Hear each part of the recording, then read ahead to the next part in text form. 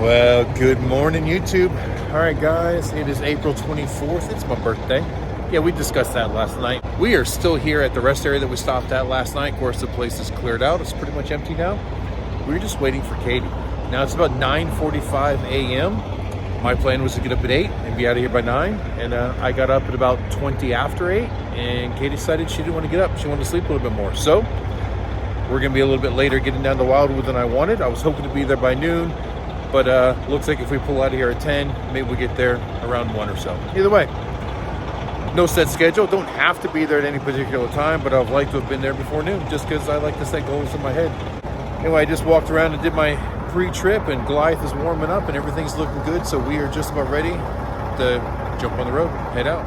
Well, guys, I decided to take one more lap around the truck, and I noticed that the tire that we put on last night looked a little squattier than the rest. So it's like, you know what, let me pull out the air gauge and let's test it. And sure enough, it was down a little bit. It still had 70 pounds in it, but I run these tires about 100 pounds. The max inflation on them is about 110. So I usually run about 100. That way they don't overheat too badly when we're going on the highway. But sure enough, it was at 70. So yeah, I added about 30 pounds. But while I was in here and I was knelt down looking at the next tire as I was putting air in this, look what I found. Look at that last tread block. Like, that's some pretty weird wear, because this tread ridge here looks fine, just that outside, and it's chunked. It's not just worn, it's chunked in a very weird way. Now, that is on the very last Americas tire that was on this trailer when I bought it.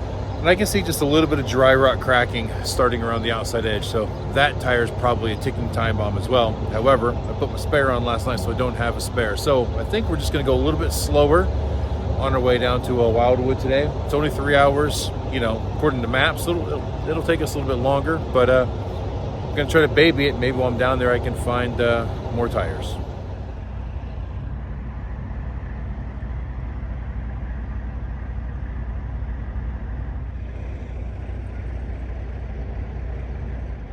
Well, just happened to see that walking by as well. Small nail in that center tire on the passenger side.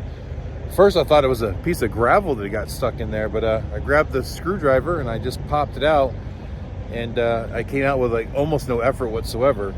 It was in the tire, but it hasn't actually punctured it. It's not leaking any air. So, a little worried about that one too. All right, guys, here we go. On the road again.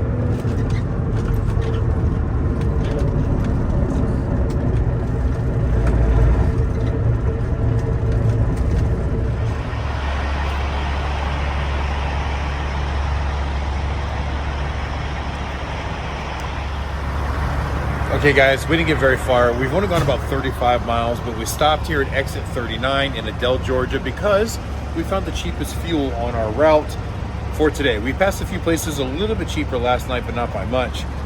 And I know, when we went to Buc-ee's on the way home from Louisville, I said, that'll get me all the way to Wildwood. The truth is, it would have. My gauge is still showing a little over a quarter of a tank, and I know that it always shows lower than what's actually in here. So I'm probably only actually at about a half a tank. So I could have made it there, but then I would have needed to get fuel when I left to go over to Panama City.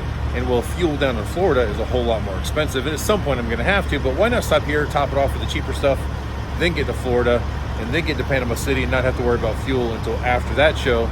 We're on our way to Myrtle. And if I get lucky, I can make it to South Carolina because fuel prices are always cheaper in South Carolina than it is in Florida and Georgia.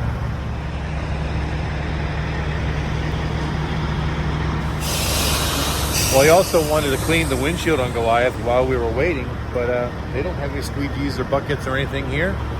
So, well, there's some over the car island. Maybe we'll run over there and grab the short one.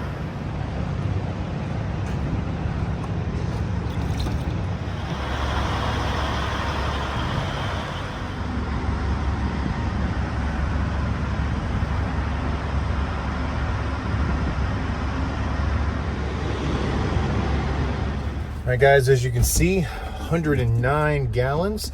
Now, I could have probably squeezed a few more in the passenger side tank, but I think this pump here, it flowed better out of the driver's side tank because it filled that side much quicker. And I mean, of course, I initiated that one first, but only a matter of seconds before I ran around and initiated the other one. I even overflowed that one just a tiny bit. But yeah, so a little over half a tank, which is about what I expected. But as you see here, the price was $3.65 per gallon. And some of the places we have passed, some of the bigger truck stops like the Pilots and Flying J's, they were like $4.79 in some places. And I know Florida is almost always more expensive. I haven't actually checked the prices down there, but when we get to the TA in a couple hours, we'll see what it is there and compare, see how much money we saved. Guys, look, even right here at the same exit, over $4.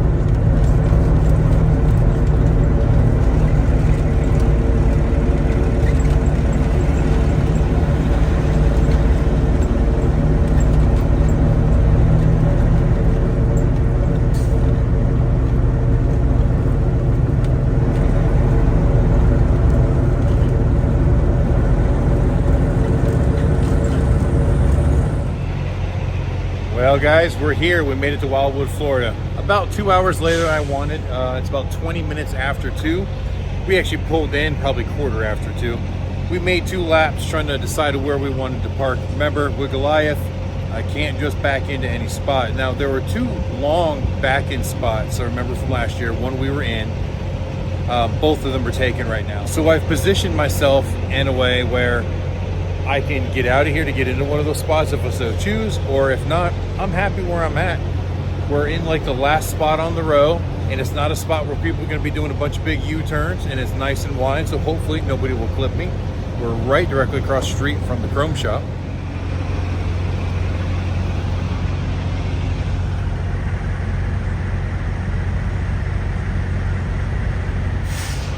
That spot right there with the white Freightliner Cascadia is at, is it's got that nice long curb. So even though I stick out way more than these trucks, wouldn't be too bad. And the other one would have been back here.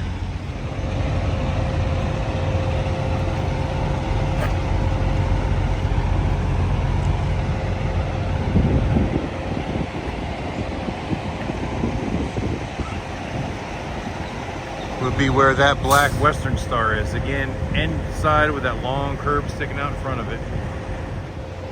But it is what it is, and we got a couple days until the show starts. If I need to move, I can. If not, like I said, I'm happy here. I did pull forward a little far just so my trailer wasn't sticking out. I'm gonna walk around, do a really quick post trip, and then I think I'm gonna drop the back door, and we're gonna go ahead and try and get the car out, get the motorcycle out, and then figure out what we're gonna do for dinner.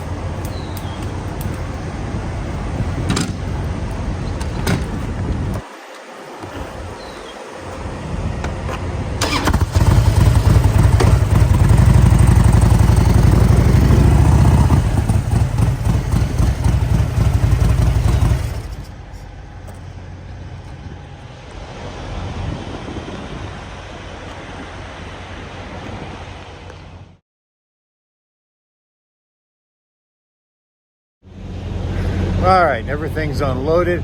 Now I just checked the fluids on the Mini Cooper. Derek had done the alternator change on it just before we had left for here. So it's a little bit low in oil, it's a little bit low in cooling because he did have to undo the upper radiator hose to get the radiator off hard enough to get the alternator off. So we're gonna run to an auto parts store and top that off. But first, I'm gonna go through the comments from yesterday's video and see where you guys suggested that we should go eat dinner tonight for my birthday. Hey guys, check it out. Truck show doesn't start till Friday. But some of these guys are lined up here already, just waiting.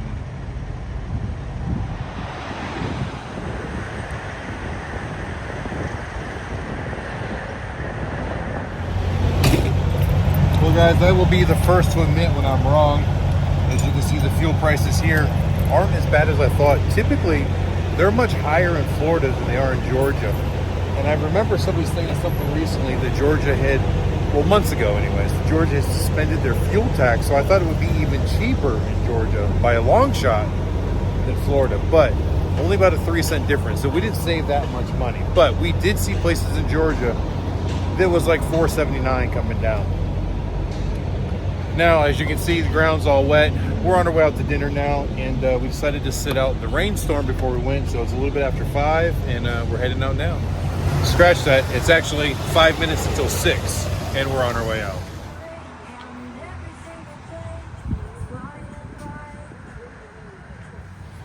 Well guys, it wasn't any of the places that you recommended, and there are only a few of you that even had recommendations, but Katie and I decided on Bonefish Grill. We have not eaten at a Bonefish Grill in probably 5 years, maybe more, so we wanted something a little bit different.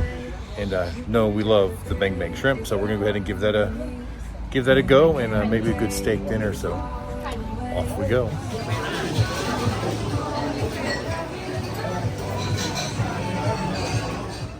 Well, guys, we're back at Goliath, and I meant to close the video as we were leaving Bonefish Grill and completely forgot. So just want to say thank you guys for watching. I hope you enjoyed it, and until the next time I see you, keep those engines running.